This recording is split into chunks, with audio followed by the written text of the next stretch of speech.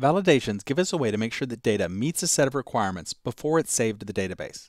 You can think of them as rules that we want our data to follow. Now, we could validate the data each time a form is submitted. In other words, put that code in our controllers. But that makes it so that the only way to validate the data is to go through one of those controller actions. We wouldn't be able to globally ensure that our data always follows the rules.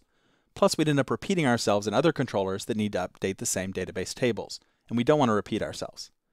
Instead, with active record validations, we can define these validation rules in our model just one time, and then they become part of the intelligence of the model and can be automatically checked anytime the model goes to save the data to the database. And if the data doesn't follow the validation rules, the model will refuse to complete the save, but also keep track of the errors that it encountered so that we can review them or give the user a chance to fix them. There are 9 validation methods that we can use. The first one, validates presence of, we took a look at in the last chapter. We needed to use a very simple validation in order to take a look at form errors. And when we used it, we had validates presence of, and then a space, and then colon name, basically a symbol for the name attribute. So that lets it know what attribute we want to validate the presence of. The validation also takes a second argument, which is a hash of options for configuring it. And all the validations work the same way. They take an attribute followed by a hash of options. Now, validates presence of makes sure that the attribute is not blank. And blank in Rails encompasses nil, false, an empty string, a string with only spaces in it, an empty array, and an empty hash. And if we have this validation on one of our models and we submit an attribute that's considered blank, then that model will be marked with an error saying that name can't be blank. Now, we can customize the last part of that message. Name is going to be whatever the attribute is, but the last part can't be blank. We can configure by passing in message in the options hash. The next validation is validates length of. Here we're not just interested that there is a value, we're interested in how long the value is, how many characters it has. In this case, we have to pass in something to the options hash so it knows what we're looking for. So validates length of name, and then we'd say is, and we could pass in whatever the length ought to be. That would be if it was a precise length. Or we could pass in minimum if we want to make sure that it's above a certain number, or maximum if it's below a certain number. You can pass in both, minimum and maximum, to make sure it's between two numbers.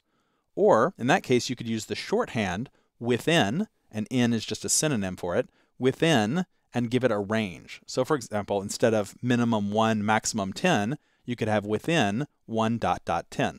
Instead of a single message for validates length of, there are 3 different messages, one for when you're looking for a precise length, and one for when the value is too short or too long. We also have a validation for validates numericality of. Here we're making sure that something is a number, either an integer or a floating point number.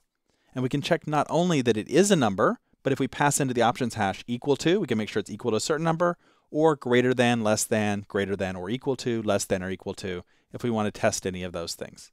And we can pass in true or false to the only integer option if we don't want to allow floating point numbers, but only integers. In every case, the default message is not a number. The next validation is validates inclusion of. Here we have a list of choices, and we want to make sure that the value of this attribute is in that set of choices. So the option that we pass in is in, and you can pass in an enumerable object to it. Typically that's either an array or a range. And if it doesn't pass the validation, the message will say that this attribute is not included in the list. We have the opposite of that too with validates exclusion of. It does the exact same thing but makes sure that it's not in a list, and the default message is this attribute is reserved. We can take a look at the value of an attribute and validate its format. We can do that using a regular expression. So validates format of an attribute with, and then you pass in the regular expression. So for example, if you need a value to be in the format of 3 letters followed by 3 numbers followed by 3 more letters, well, you could write a regular expression that would make sure that it was in that format. And if not, it would fail the validation with the message, this attribute is invalid. Next, we have validates uniqueness of. This makes sure that the value is not already in the database. A classic case for this is username. So we want to make sure that a username can only exist one time in the database. So before we save the username John Doe to the database, we need to actually do a database query to see if there are any other John Does that are in there. So keep that in mind. Validates uniqueness of, unlike the other validations, will make a database call when it's doing its job. That's the only way it can know whether this value already exists. We can pass in an option for whether the check should be case sensitive, and you can also pass in one for scope.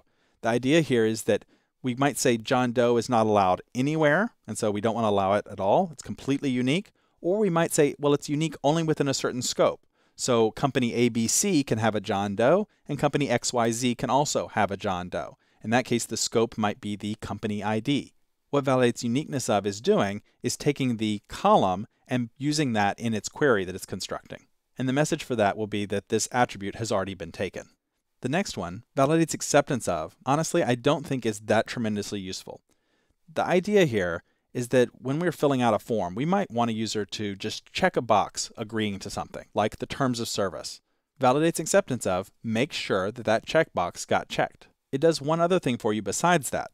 Because it's something like the terms of service is something that we don't necessarily want to store in the database, we just want the person to agree to it, but we don't need to store that anywhere. If you don't have a column in your table for it, then validates acceptance of will create a virtual attribute and use that.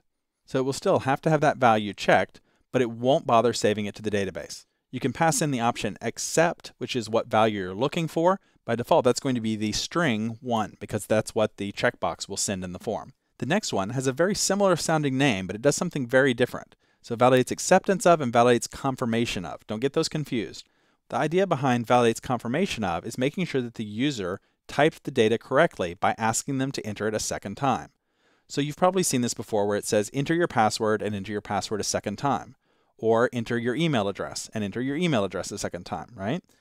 It does the same kind of virtual attribute that validates acceptance of does. We don't need to save their email confirmation to the database, so instead it just creates a virtual attribute and makes sure that that matches the original attribute. So for example, if we had validates confirmation of email, the virtual attribute would be called email confirmation. And then we could put that on our form and they would have to match up or it would fail the validation. Now there's one additional important point that you need to know about, which is that it only runs this validation if the confirmation attribute has been set to something. In other words, if you don't include it on your form field, then this validation won't run. Now that's a good thing because there may be other forms where we want to update other parts of this object and not deal with whatever this field is that we want to have confirmed.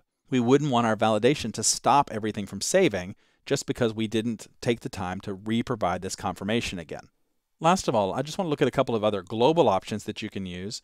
Most of these methods are going to accept the options for allow nil and allow blank. So if you want to allow it to skip the validation if it hasn't been submitted, or if you want to allow them to put in empty strings, well then you can use allow nil or allow blank. Now of course a method like validates presence of isn't going to allow you to skip blank because that negates its whole reason for existing, but almost all of the other ones will. There are two more important ones that you can pass in. One is for on. So you can say on save, on create, or on update. And that tells it when you want this validation to run. You may want to only run a validation for new records, in which case you would use on create. Or only on existing records that have already been stored in the database one time, well then we could run the validation only on update. Or save, which is the default, if we want to do it in both cases, both for create and update. And then last of all, we have if and unless. So you can use if and then give it a method name, or unless and a method name, and this validation will only run if that method returns true or false. So we're going to need to define the method in our model, and that method will need to return true or false. The method can do absolutely anything you want, but it needs to return true or false to the validation. So that gives you a really good overview of validations. Let's go to the next movie and we can try them out on our application.